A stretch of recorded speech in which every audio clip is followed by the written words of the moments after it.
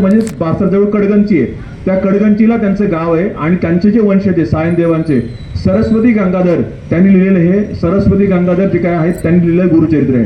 गुरुचरित्र 5वा वेद आहे. तेव्हा आपण सर्वांनी एकाग्रतेने तो गुरुचरित्र श्रवण करायचं आहे आणि आपल्या आयुष्यामध्ये गुरुचरित्राप्रमाणे वागण्याचा प्रयत्न करायचा आहे.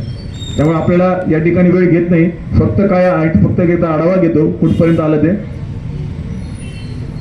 कल्पेश कुठपर्यंत आहे परत घेतात आणि आपल्याला त्यासोबतच आपल्या सर्वांना एक नोंदवही दिली जाईल. ती नोंदवही आहे ना, त्या नोंदवहीमध्ये आपलं नाव, मोबाईल नंबर टाकायचा आहे आणि सगळ्यात महत्त्वाचं तुम्हाला सांगतो की आपल्या शेजाऱ्यांशी ओळख करून घ्यायची बरं का. त्या शेजाऱ्यांना तुम्ही एकदा स्माईल करा, श्री स्वामी समर्थ म्हणा आणि ओळख करून घ्या. तुम्हाला सांगतो हे नेहमी सांगितलं जातं, कारण काय होतं माहिती आहे का की ते रक्ताचे नाते काय असतील मला माहित नाही, पण हे जे नातं आहे ना स्वामी समर्थ महाराजांच्या कृपा आशीर्वाद झालेलं आहे हे तुम्हाला आयुष्यभर साथ देईल. तुम्हाला सांगतो लक्षात ठेवा, तुमचे रक्ताचे नातेवाईक त्यांना काहीतरी पाहिजे असतं, नाही दिलं नाही तर त्यांना राग येतो असं असतं. तर त्यामुळे तिथं काही नसतं, इथं तुम्हाला सांगा ते एकदम निस्वार्थी मैत्री आहे. त्यामुळे एकमेकांचं आणि लक्षात ठेवा की त्यांना काय अडचण आली असेल का असेल तर तुम्ही एक तर त्यांचा फोन नंबर घ्या. सगळ्यात महत्त्वाचं की आपण नको त्यांचे फोन नंबर घेतो आणि ते आता आहे ना शेजारी तुमचा फोन नंबर घ्या, त्यांची मैत्री करा आणि त्यांना सुद्धा त्यांच्या काही अडचणी असेल तर तुम्हाला काही माहीत असेल तर सांगा. महाराजांची नित्यसेवा 11 माळी 3 अध्याय कंपल्सरी असतं बरं का. काही लोकांना वाटेल की आता गुरुचरित्र आहे आणि सकाळी 1 माळ घेतली, गायत्री मंत्राची 1 माळ झाली, गणपती चतुर्थी झालं, आज दिवसभर काय नित्यसेवा करायची तसं अजिबात नाही बरं का. नित्यसेवा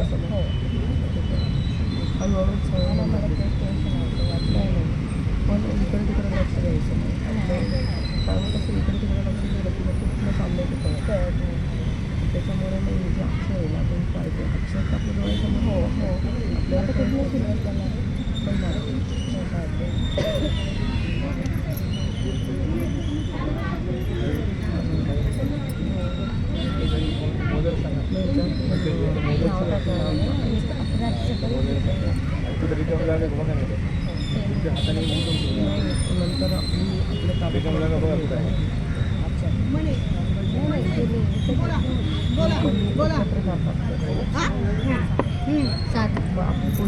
आपल्याला नंतर बोला 9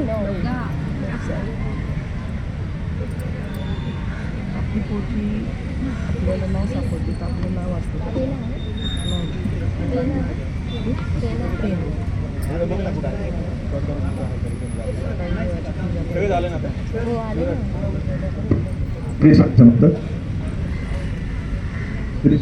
स्वामी समर्थ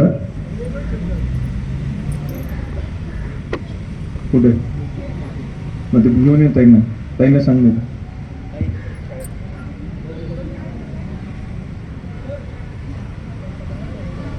श्री स्वामी समर्थ, श्री स्वामी समर्थ चालेल सर.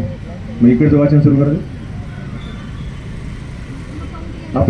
आपल्याला सांगितलंय की आपली जबाबदारी की 7 दिवस आपल्या ग्रंथावरती खंड पडणार नाही. ही सूचना मी आता 3ऱ्यांदा दिली बरं का. मग तुम्ही लक्षात घ्या की ही सूचना किती सिरियस आहे. त्यामुळे आपल्या सर्वांना विनंती आहे आणि येताना आपण या ठिकाणी मी सांगितलंय आपल्याला की आपण 7 दिवसामध्ये आनंदाने या ठिकाणी वाचन करायचं आहे. आपल्या शेजारीची आपली बरं का जबाबदारी आहे. सगळ्यात लक्ष ठेवा की तुमचे शेजारी जे बसले तुमच्या डाव्या हाताला उजव्या हाताला ते आले नाही तर आपण त्यांना कॉल करून त्यांना बोलवायचंय. लक्षात ठेवा असं 8च्या बॅचला होत नाही, असं 5च्या बॅचला जास्त होत असतं. पण 8च्या बॅचला सर्वांनी लवकर यायचं. 8 वाजता आरती असते त्यामुळे आपण सर्वांनी 7:45 इकडे यायला पाहिजे, कमीत कमी 7:45. कारण काय होतं बऱ्याचदा आणि आपल्या सर्वांना हात जोडून विनंती आहे की आपली गाडी ही मारुती मंदिराच्या समोरच लागली पाहिजे.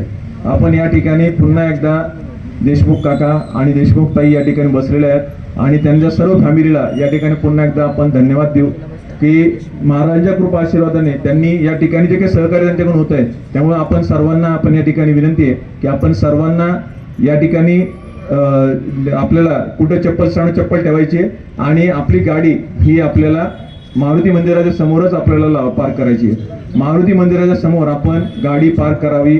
गाडी इतर रस्त्यात आणू नये आणि चप्पल स्टँडवर गेली पाहिजे. आपली चप्पल स्टँडवर जर गेली नाही आणि दुसऱ्याने जर ती उचलून ठेवली तर त्या दिवसाच्या पुण्याबद्दल प्रश्नचिन्ह नाही बरं का. तर आपल्या सर्वांना विनंती आहे की आपण सर्वांनी सहकार्य करावं आणि गाडी कोणीही इकडे आणू नये. आपली काय होतं बऱ्याचदा की गाडी इकडे आणतात आणि वाद घालतात, 5 मिनिटं 2 मिनिटं परत लावतात. असं काहीच करू नका. आपली गाडी मारुती मंदिरासमोरच लागली पाहिजे. खूप उशीर लागला म्हणजे नाही आलं तरी फिरवलं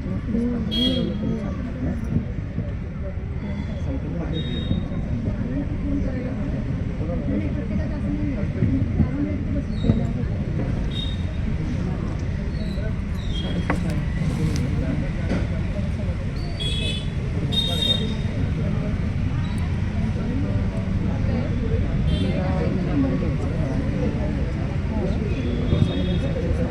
ताई परत एकदा सूचना आहे की आपल्या शेजारी जागा जागा कुठे रिकामी आहे ताई आणखी जागा नाही इथं इथं आहे का जागा रिकामी तिकडं बसलेल्या आहेत जागा कुठे रिकामी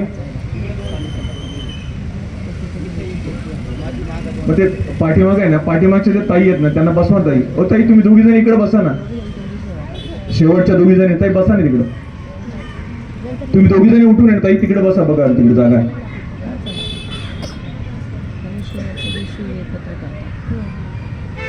मग ते पाठीमाग त्यांना बसव पाठीमागच्या ऐकता ताई ताई समोर येऊन बसा नाही तर मसाले भात आणि शिरा गोड शिरा मसाले भात कांदा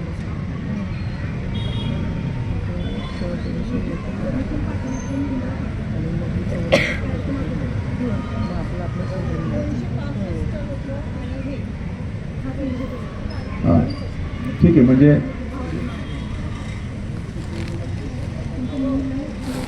ताई आणखीन कुठे आहे जागा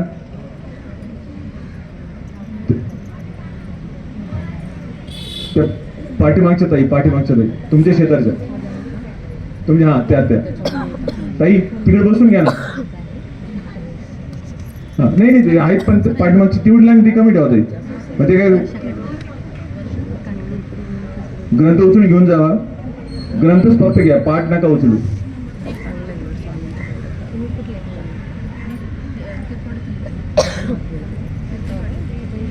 आपण ज्यावेळेस आपली गाडी लावतो आणि चप्पल काढतो तिथून आपलं महाराज आपले त्यांची सीसीटीव्ही चालू करतो बरं का त्यामुळे आपल्या सर्वांना विनंती की आपली चप्पलच्या स्टँडवर गेली पाहिजे होतं काय की आपण जर उशिरा आलो ना तर मग चप्पल ती इकडे तिकडे पडते असं आपण लगेच थोड्याच वेळ त्या ठिकाणी गुरुचरित्र वाचनाला सुरुवात करणार आहोत